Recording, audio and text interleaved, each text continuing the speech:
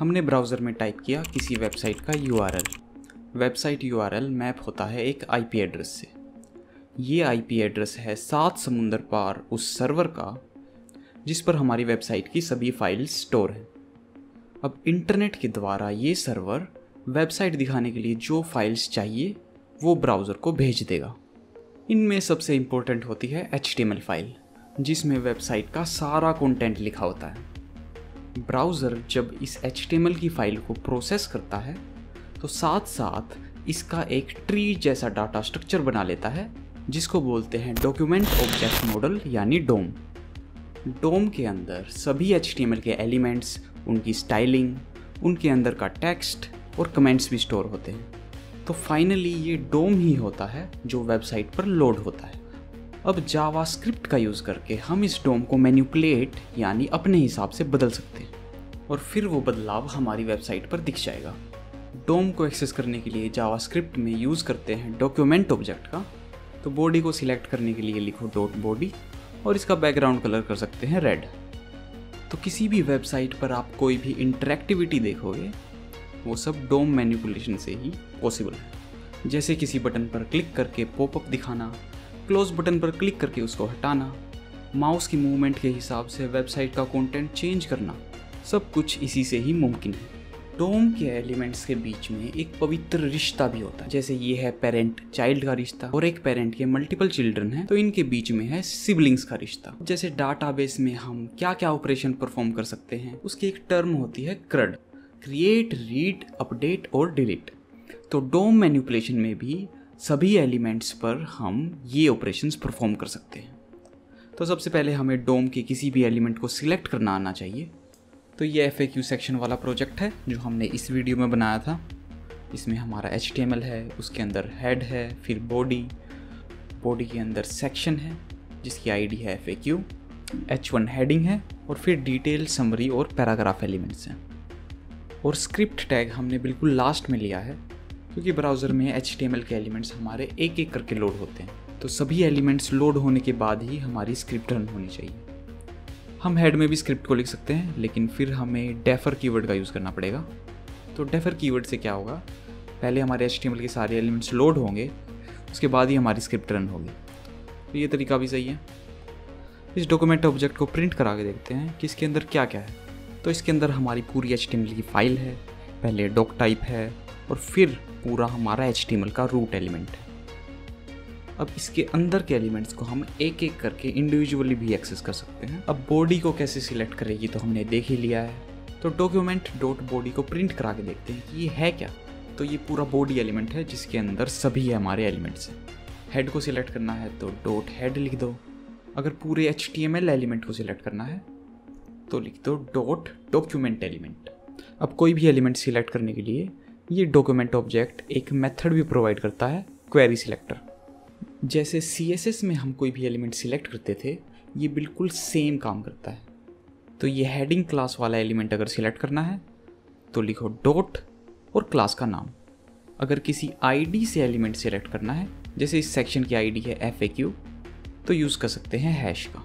तो hash FAQ और हमारा सेक्शन हो गया है सिलेक्ट। हम इसमें सीधा एलिमेंट का नाम भी दे सकते हैं।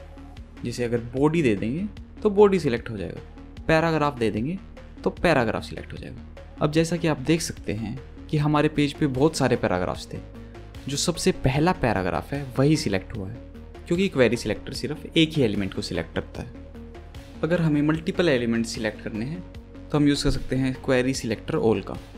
तो एक नोड लिस्ट नाम का डाटा स्ट्रक्चर रिटर्न कर रहा है जिसके अंदर हमारे पेज पे जितने भी पैराग्राफ्स थे वो आ गए हैं।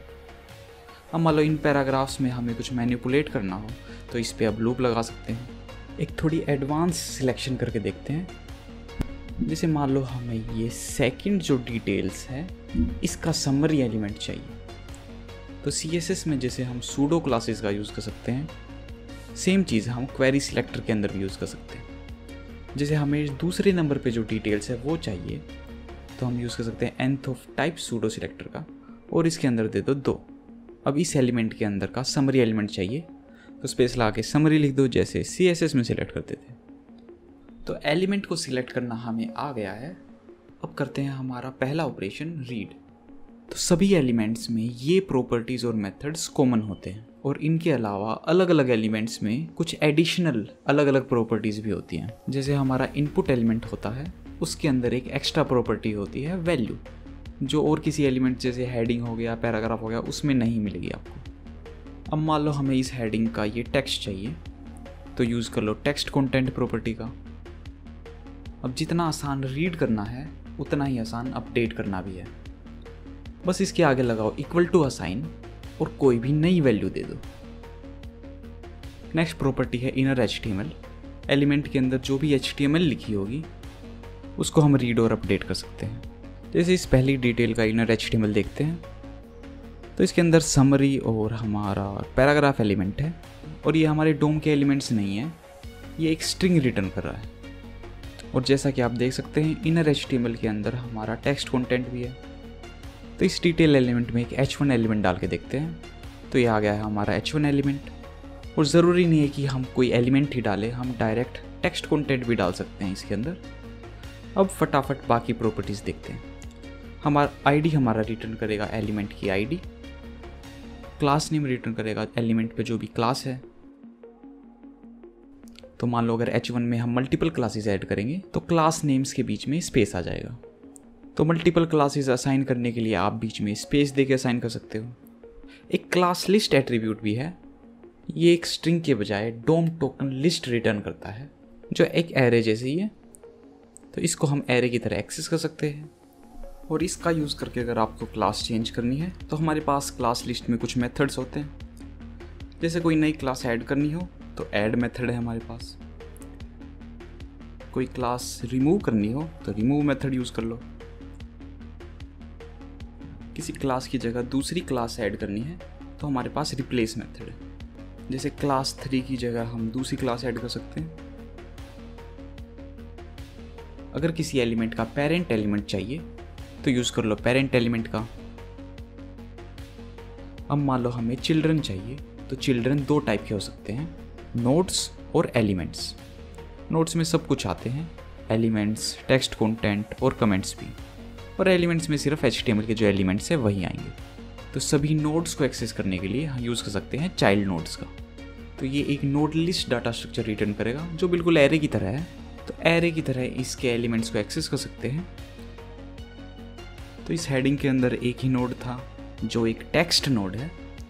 तो जैसे डोम एलिमेंट्स पर हमारे पास प्रॉपर्टीज़ होती हैं, हमारा इनर HTML हो गया, टेक्स्ट कंटेंट हो गया, वैसे ही नोड्स पर भी ये सभी प्रॉपर्टीज़ होती हैं।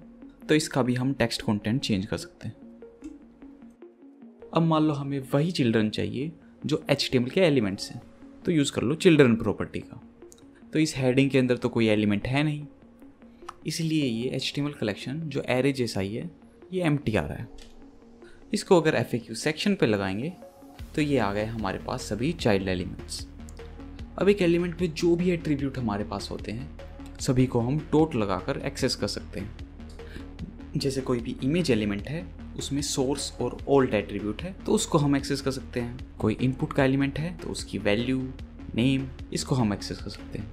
अब हमें HTML के एलिमेंट्स की वैल्यूज़ तो चेंज करनी आ गई, अब उनकी CSS को कैसे चेंज करें वो देखते हैं। तो हर एलिमेंट में हमारे पास स्टाइल एट्रीब्यूट तो होता ही है, तो ऐसे ही हम स्टाइल प्रॉपर्टी का यूज़ कर सकते हैं। अब इस एलिमेंट पे जो भी CSS की प्रॉपर्टी लगी है उसको हम रीड और अपडेट कर सकते हैं। तो टेक्स्ट का कलर हम चेंज करते हैं कलर प्रॉपर्टी से। तो अभी कलर हमारी एम्प्टी स्ट्रिंग आ रही है क्योंकि इसका कलर हमने असाइन नहीं किया है और जो डिफ़ॉल्ट कलर है वही इस पे लगा हुआ है। तो इसको कर देंगे रेड और हमारी हेडिंग हो जाएगी रेड। इसके अंदर हम हेक्साडेसिमल वैल्यूज़ भी दे सकते हैं। तो इस स्टाइल के अंदर आपको सभी CSS की प्रॉपर्टीज़ मिल जाएंगी। जिन CSS की प्रॉपर्टीज़ में बीच में डैश लगा है या जिसमें मल्टीपल वर्ड्स हैं वो यहाँ पे आपको कैमल केस में मिल जाएंगी। तो इस हेडिंग के ऊपर पैडिंग देने के लिए हम यूज़ कर सकते हैं पैडिंग टॉप का। अब नेक्स्ट देखते हैं हम किसी भी एलिमेंट को डिलीट कैसे करें। तो काफ़ी सिंपल है, एलिमेंट को सिलेक्ट करो और यूज़ कर लो रिमूव मेथड का। अब देखते हैं नए एलिमेंट की क्रिएशन कैसे करें। तो इसके 2 तरीके हैं। पहला, हम एलिमेंट को स्ट्रिंग में लिख सकते हैं, जैसे हमने इनर HTML सेट की थी वैसे ही। मान लो हमारे पास एक div एलिमेंट है उसके अंदर हमें इस एलिमेंट को इंसर्ट कराना है। तो इनर HTML का हम यूज़ कर नहीं सकते क्योंकि उससे डिव के अंदर की सारी चीज़ें गायब हो जाएंगी और उनकी जगह ये एलिमेंट आ जाएगा। तो किसी भी एलिमेंट को जो स्ट्रिंग में लिखा है उसको इंसर्ट करने के लिए हम यूज़ करेंगे इंसर्ट एडजेसेंट HTML मेथड का। इसमें हमें 2 आर्गुमेंट देने होंगे। पहला कि हमें एलिमेंट कौन सी पोजीशन पे इंसर्ट करना है और दूसरा हमारा एलिमेंट। तो ये 4 पोजीशंस हैं जिनको हम यूज़ कर सकते हैं। बिफोर बिगिन से ये एलिमेंट हमारा डिव के पहले इंसर्ट हो जाएगा, यानी डिव का सिबलिंग बन जाएगा, जैसा कि आप डोम में देख सकते हो। आफ्टर बिगिन से ये डिव का फर्स्ट चाइल्ड बन जाएगा। बिफोर एंड से लास्ट चाइल्ड और आफ्टर एंड से नेक्स्ट सिबलिंग बन जाएगा। अब इंसर्शन कराने के लिए हमारे पास 2 मेथड और होते हैं, प्रीपेंड और अपेंड। लेकिन इनमें हमें डोम का एक्चुअल एलिमेंट पास करना पड़ेगा। अगर मान लो ये स्ट्रिंग हम इसमें पास करेंगे तो ये इसको टेक्स्ट की तरह ऐड कर देगा। प्रीपेंड से हमारा एलिमेंट फर्स्ट चाइल्ड बन जाएगा और अपेंड हम यूज़ करते हैं एलिमेंट को बिल्कुल लास्ट में ऐड करने के लिए। अब देखते हैं बिल्कुल स्क्रैच से कि एक नया डोम एलिमेंट कैसे बनाएं। इसके लिए हम यूज़ कर सकते हैं document dot create element method का। इसके अंदर हमें एलिमेंट का टाइप पास करना होगा। मान लो हमें चाहिए एक H1, इसको हम स्टोर करा लेंगे डोम एलिमेंट में। तो इसको प्रिंट करा के देखेंगे तो आपको दिखेगा कि ये कोई स्ट्रिंग नहीं है, ये एक एक्चुअल एलिमेंट है। लेकिन हमारे डोम में अभी ये ऐड नहीं हुआ है। अब इसके अंदर का टेक्स्ट कंटेंट हम चेंज कर सकते हैं, इसकी प्रॉपर्टीज चेंज कर सकते हैं और फाइनली इसको इंसर्ट कराने के लिए हम यूज़ कर लेंगे प्रीपेंड या अपेंड का। अब एक लास्ट चीज़ देखते हैं। मान लो हमारे डोम में एक एलिमेंट है H1, हमें ये सेम हेडिंग इस डिव के अंदर भी चाहिए। तो पहले इस हेडिंग को सिलेक्ट करते हैं, इसको एक वेरिएबल में डाल लेंगे, फिर इस डिव में प्रीपेंड कर देंगे ये हेडिंग। तो जैसा कि आप देख सकते हैं एलिमेंट हमारा कॉपी होने के बजाय मूव हो गया है। इसका रीज़न है कि हम एक डोम एलिमेंट को सिर्फ एक ही जगह यूज़ कर सकते हैं। उसको हम कहीं पे अपेंड या प्रीपेंड करेंगे तो वो मूव हो जाएगा। तो अपेंड और प्रीपेंड से हम एलिमेंट्स को डोम के अंदर मूव भी कर सकते हैं, लेकिन हमें तो एलिमेंट को कॉपी करना है। तो एलिमेंट की कॉपी बनाने के लिए हम यूज़ करते हैं क्लोन नोड मेथड का। इससे हमारे एलिमेंट की कॉपी इसमें स्टोर हो जाएगी और फिर इसको हम कहीं पे भी ऐड कर सकते हैं। लेकिन ये हेडिंग दिख नहीं रही है डिव में। तो जैसा कि आप देख सकते हैं हेडिंग एलिमेंट तो हमारा डिव के अंदर आ गया है, लेकिन उसके अंदर का टेक्स्ट कंटेंट कुछ नहीं आया है। ऐसा इसलिए हुआ है क्योंकि जो ये क्लोन नोड मेथड है ये एलिमेंट की शैलो कॉपी करता है, यानी मोटा मोटा ऊपर का कॉपी करता है। अगर बिल्कुल डीप कॉपी हमें चाहिए तो इसके अंदर हमें एक आर्गुमेंट पास करना होगा ट्रू। अब हमारा ये हेडिंग एलिमेंट कॉपी हो गया है। तो हमने डोम के सभी ऑपरेशंस कवर कर लिए हैं और इंपॉर्टेंट प्रॉपर्टीज और मेथड्स भी। नेक्स्ट वीडियो में हम एक छोटा सा प्रोजेक्ट बनाएंगे जिससे आपको डोम मैनिपुलेशन और अच्छे से आ जाएगी। तो मिलते हैं नेक्स्ट वीडियो में। This is Godman signing off, bye.